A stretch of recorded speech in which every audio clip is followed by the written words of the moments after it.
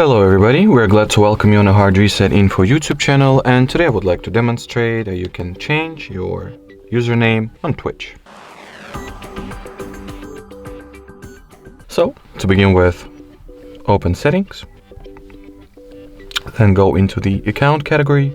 In here, go for the edit profile, enter username section, and in here, if you haven't changed your username in the last 60 days, you'll have a field where you will enter your new username, then tap on the change username button, and well, the username of yours will be successfully changed.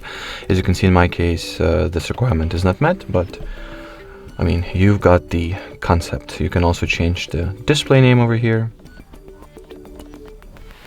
So that's will decide what name will be displayed.